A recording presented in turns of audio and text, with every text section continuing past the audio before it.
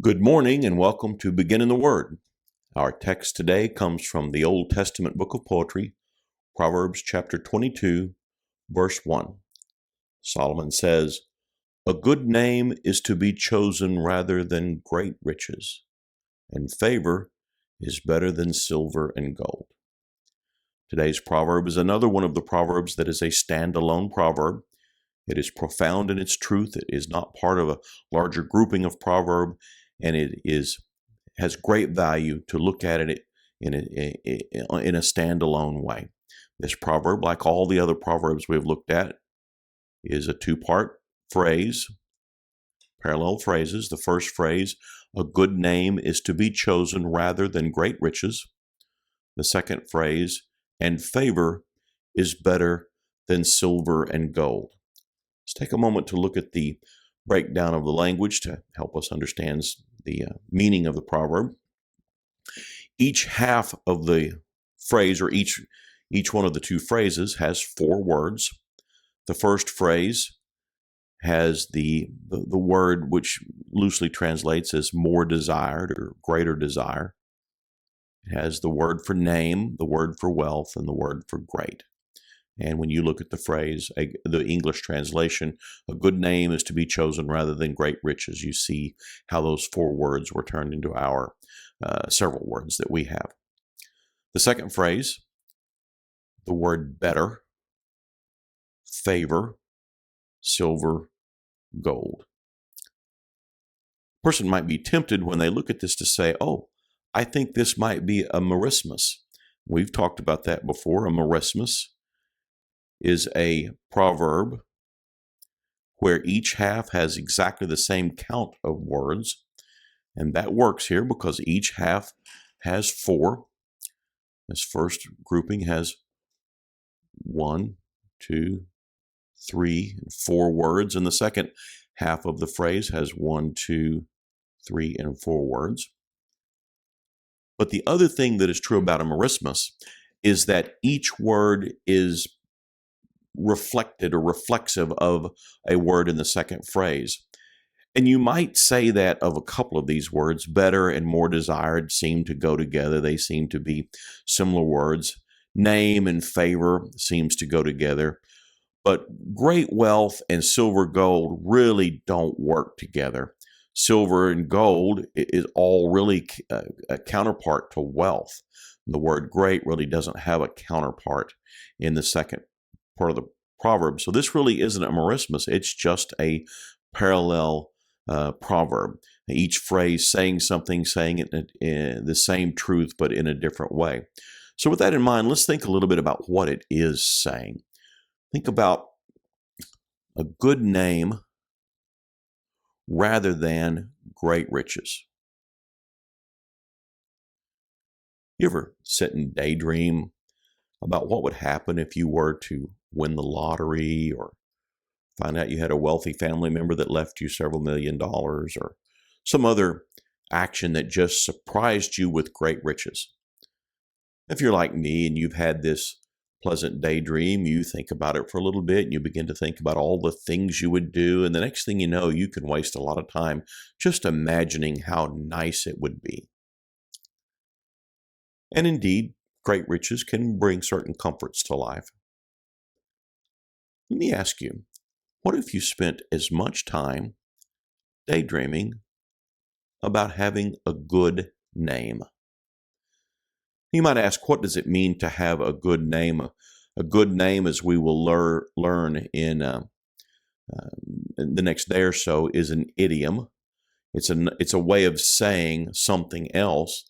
It's not like one person's name is good and another person's name is not good in terms of what their name actually is, but no, rather, good name is another way of saying a good reputation, that people hold you in high respect and in high regard. And a good name is not something that just comes upon you, like the lottery or like the passing of a wealthy family member. No, a good name is something that is only achieved by being earned. You've got to work at it a long time, and you have to have good behavior over and over and over again so that the people around you will hear your name and say, oh, I know that person. That person is a person of great reputation. And because of that, they will have favor on you. This is the parallel phrase. So this good name, this good reputation that you have that is so difficult to earn, it's to be chosen. It's what you want, because when you have that, you have favor. And that's much better than silver, gold, or wealth can ever be. Think about a couple of examples. These two photographs represent people that are generally well known. Good name, a good reputation, and favor, good reputation. Both of these phrases are telling us about having a good reputation. What do you think when you see or hear about Adolf Hitler? Adolf Hitler is arguably one of the most hated men in the world. It was through his leadership, through his fascism in Europe, that brought us to World War II.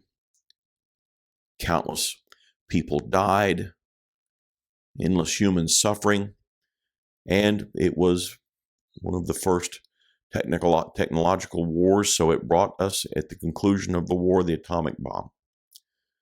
Hitler killed, just because of their race and their ethnicity, he killed Jews and Christians and others. He had a horrible reputation. He was not one that had a good reputation. On the other hand, think of Abraham Lincoln. Mr. Abraham Lincoln is a man that is cited very often today in the political arena. Everybody wants to say that they are like Abraham Lincoln. People quote Abraham Lincoln's speeches quite often. He was a great speech giver.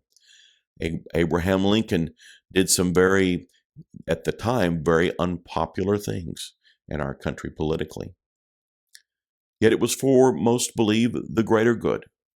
And indeed, he did accomplish many great things in his tenure as president. He was hated, but he also was a man of good reputation. Think about the sacrifice that it took for him to earn that good reputation. He was ultimately assassinated for having done some of the things he did. A good name, favor among people, a good reputation does not come easy. It's difficult. For you to have a good reputation with the people around you doesn't happen overnight. It doesn't happen in a week. It doesn't happen in a year. It happens of a lifetime of solid decision-making, saying the right things, taking the right actions, living a sound, fundamentally ethical life, sacrificing when sacrifice is required, giving when giving is required. And the problem with a good reputation, it can go away in just a moment. Think about our presidents that have been caught up in scandal. Think about any other leader that was generally loved until all of a sudden something was found out. They had done something bad. That reputation comes tumbling to the ground.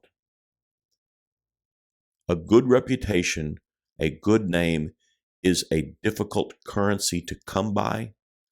It is a currency that will get you more than any money, gold, or silver will ever. It's a currency that is so easy to lose, but it is the most valuable currency known to man. It's worth every effort it takes to achieve a good name and favor among the people around you. Well, let's think about some questions that we might ask of this proverb. To have a good name means to have a good, and we've been saying this, a good reputation. To have a good name is to have a good reputation. The second question, is it better to have lots of money or have a good reputation?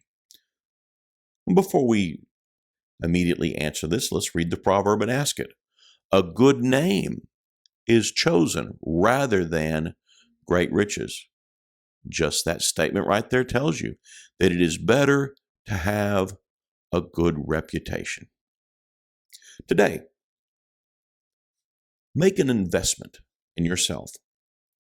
Not an investment for money, not an investment for silver or gold. Make an investment in having a good name. It is the most valuable currency you'll ever own. Thanks for joining us. I hope as you have begun today in the Word of God, you will live out today in the Word of God.